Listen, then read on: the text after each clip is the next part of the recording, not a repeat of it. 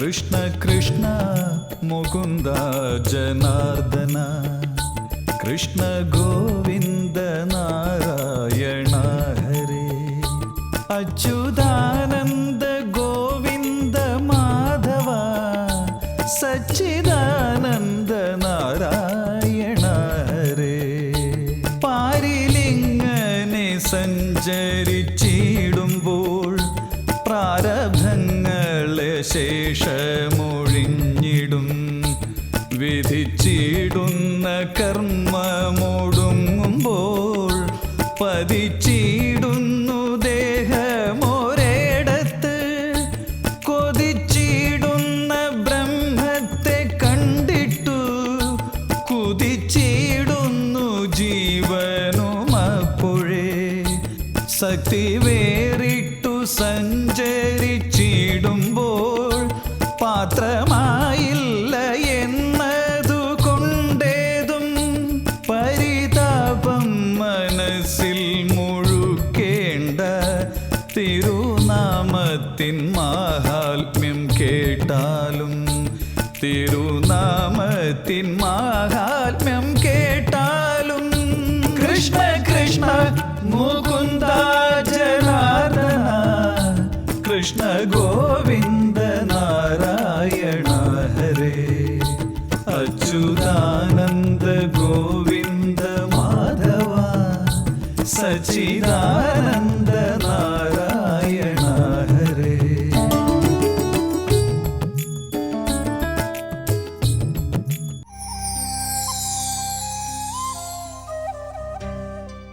ദിവസവും ജപിക്കുന്ന ഒരാൾ, ആ ജപിക്കുന്ന ഒരാളുടെ അന്ധഃകരണത്തിൽ സ്വാഭാവികമായും മാറ്റമുണ്ടാവും.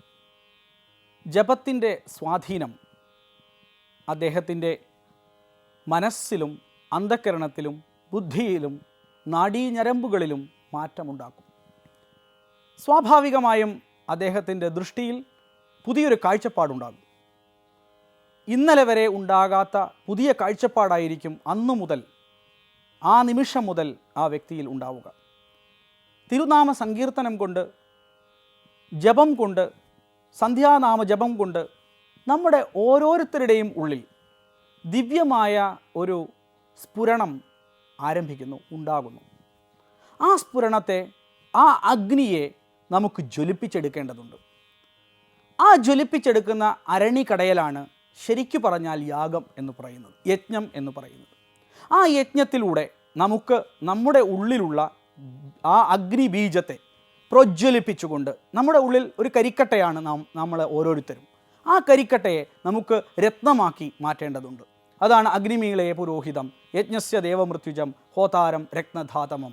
രത്നധാതമം നമുക്ക് ഓരോരുത്തരും ഒരു കരിക്കട്ടയാണ്, പക്ഷേ നമുക്ക് രത്നധാതമം, നമുക്ക് ഓരോരുത്തർക്കും രത്നമായി തീരാൻ സാധിക്കും.